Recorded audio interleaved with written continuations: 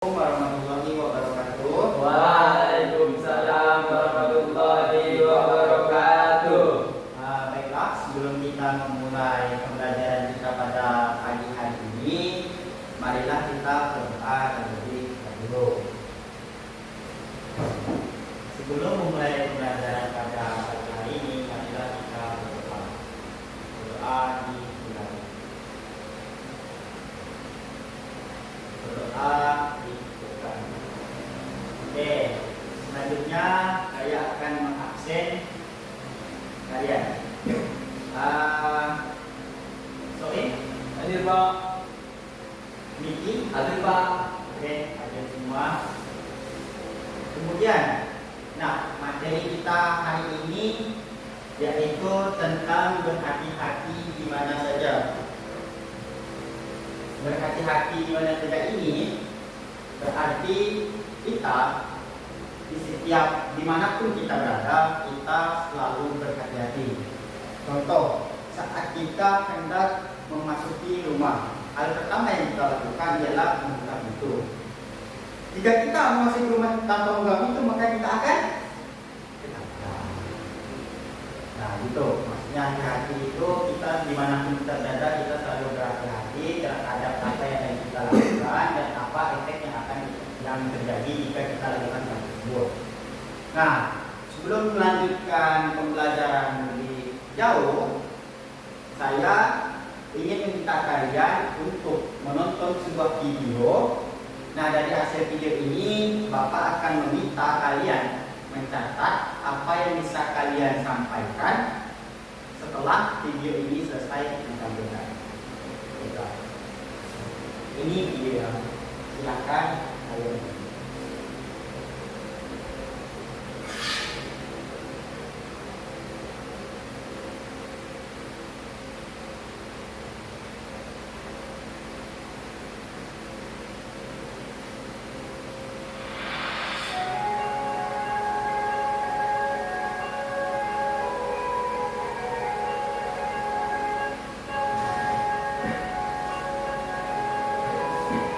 Silakan ditonton dan disimak baik-baik. Supaya nanti Bapak akan tanyakan apa yang saya akan sampaikan dari hasil pembelajaran ini.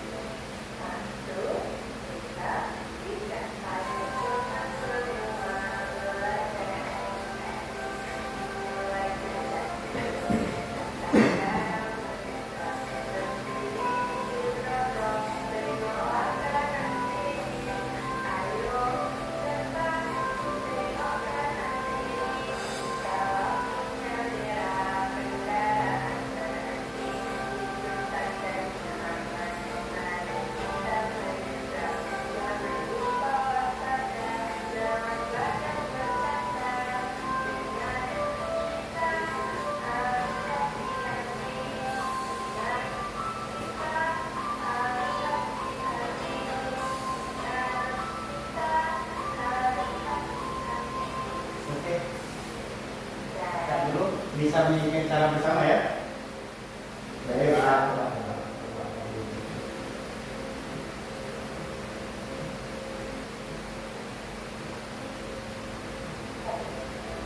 yuk kita ini cara bersama.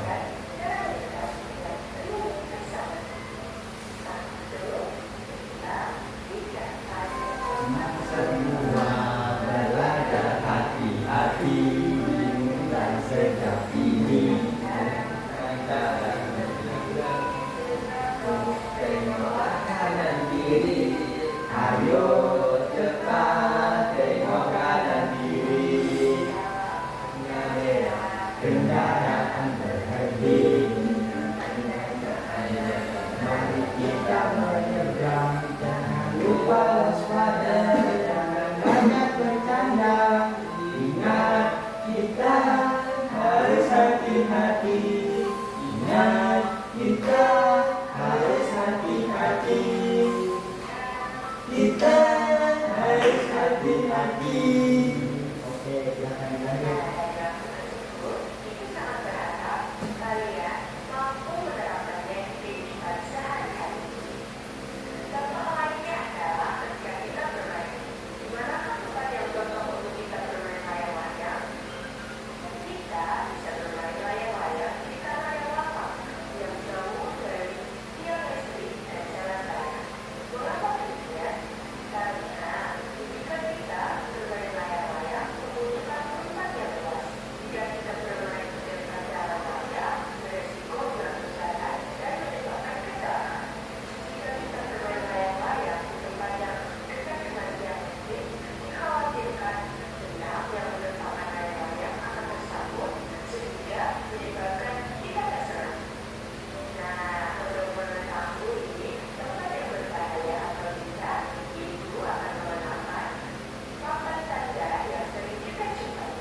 Papan tanda ini digunakan sebagai tanda larangan, tanda peringatan berbahaya, tanda keselamatan, tanda petunjuk, dan tanda informasi. Apakah bentuknya berbeda? Berikut ini adalah tanda-tanda beserta artinya. 1. Tanda larangan. Tanda ini memberikan peringatan untuk melarang seseorang untuk melakukan suatu tindakan tertentu. Contohnya, larangan merokok, larangan membawa binatang peliharaan, larangan memasuki area tertentu, dan masih banyak lagi.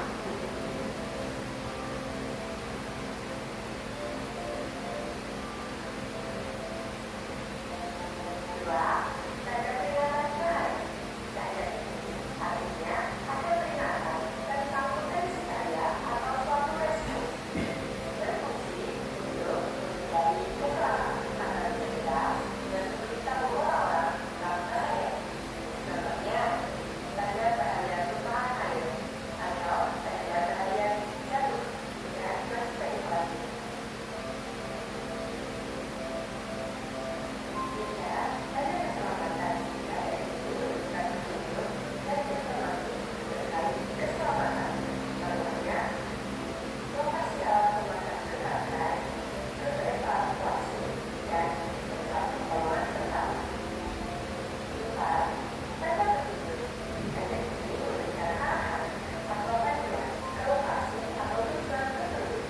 Fungsi utamanya adalah untuk membantu orang menemukan jalan mereka, seperti tanda pintu keluar, pintu masuk, toilet, atau lokasi tempat lain.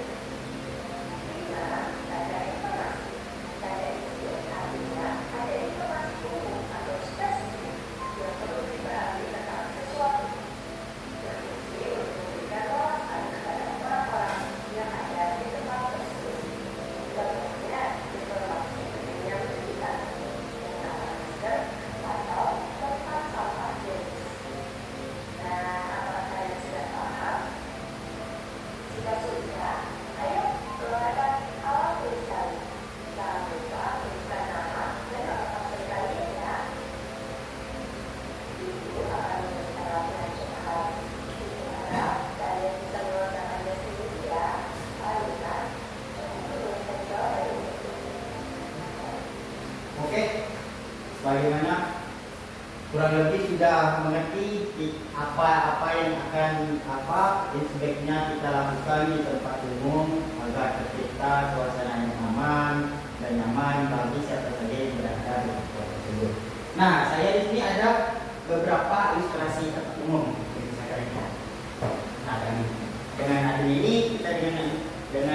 adanya ini kita bisa melihat apa-apa yang bisa kita lakukan dan kita hindari di tempat umum. Pertama, di sekolah. Hal utama yang harus kita lakukan dalam di sekolah adalah harus membuang sampah pada tempatnya, yaitu menjaga kebersihan. Kemudian taman, yaitu bermain secara bergantian. Nah, ketika mikir masuk bermain secara bersamaan, kemudian saya untuk bermain, di antara kalian harus ada salah satu yang mengalah, harus bergantian dengan saya, begitu. Nah, kemudian di rumah sakit ini kita harus berbicara dengan sopan. Kemudian di perpustakaan kita harus membaca dengan tenang agar orang yang lain yang sedang baca buku itu tidak terganggu dengan suara bacaan kita. Nah, oke. Selanjutnya, ini ada yang namanya LKPD. LKPD itu apa sih? LKPD itu lembar kerja peserta didik. Nah, pertama ini ada kalian dikarenakan muridnya hanya kalian berdua, jadi di sini tulis saja nama kelompok. Ini Sofin, kemudian di bawahnya Niki.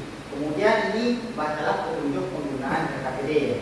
Nah, kemudian tabel identifikasi tempat umum dan perilaku. Nah, di sini tertera ada yang nama tempat umum, ciri-ciri tempat umum, contoh perilaku yang benar di tempat umum tersebut, dan contoh perilaku yang salah di tempat umum tersebut. Nah, kemudian di bawah ini saya telah menyiapkan beberapa pertanyaan yang dari pertanyaan tersebut silahkan kalian jawab. Nah, itu saja. Silahkan kalian berdua diskusikan secara bersamaan. Saya kasih waktu kira-kira 10 menit untuk kalian berdiskusi. Jika sudah selesai sebelum waktu 10 menit, silahkan diangkat tangan dan bicarakan langsung dengan saya.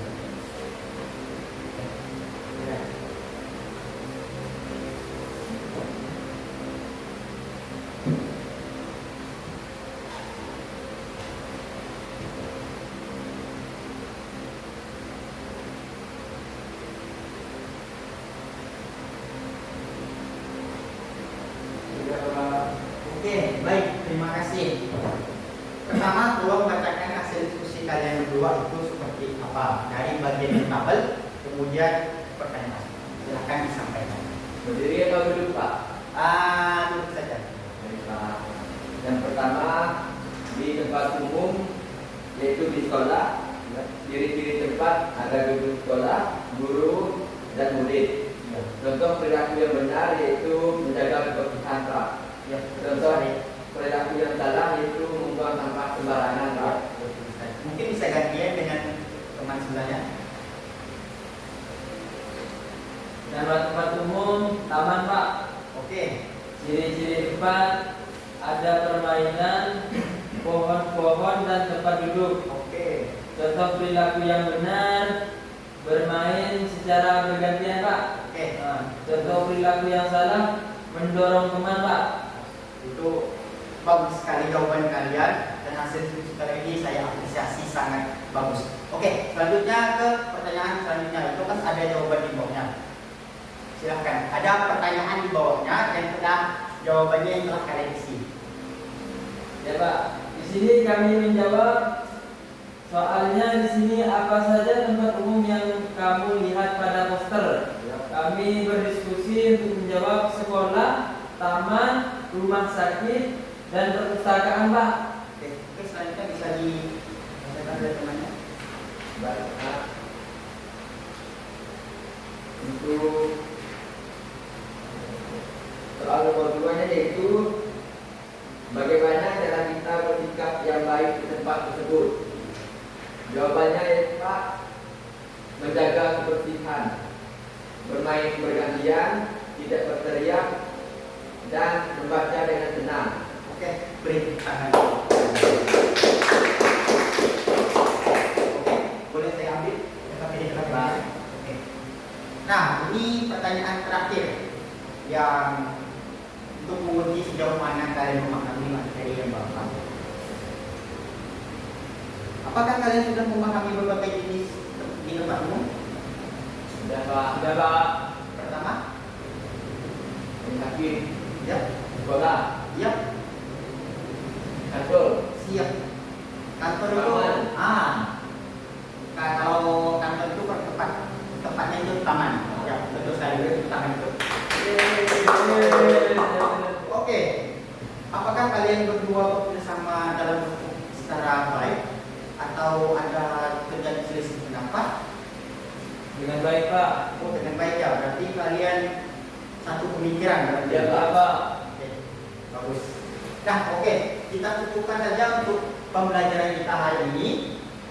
Nah, kemudian ada nggak kendala yang kalian hadapi saat memahami materi Bapak saya dan yang Bapak sampaikan? Tidak ada nih, Pak. Pak. Berarti paham. Paham, Pak. Oke. Baiklah, sebelum kita mengakhiri ini, kesimpulannya yang bisa saya sampaikan kepada kalian mungkin tidak banyak, yang berarti yang mana kita misalkan kita di sekolah, hal-hal yang kita lakukan ialah harus belajar itu untuk diri kita sendiri ya.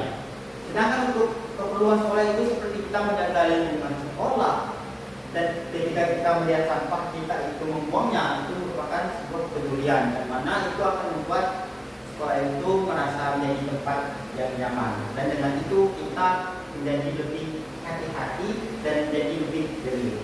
Oke, untuk pembelajaran minggu depan kita akan mempelajari tentang tata cara penggunaan bahasa Indonesia yang baik dan benar. Oke, sebelum kita pulang, marilah kita berdoa terlebih dahulu.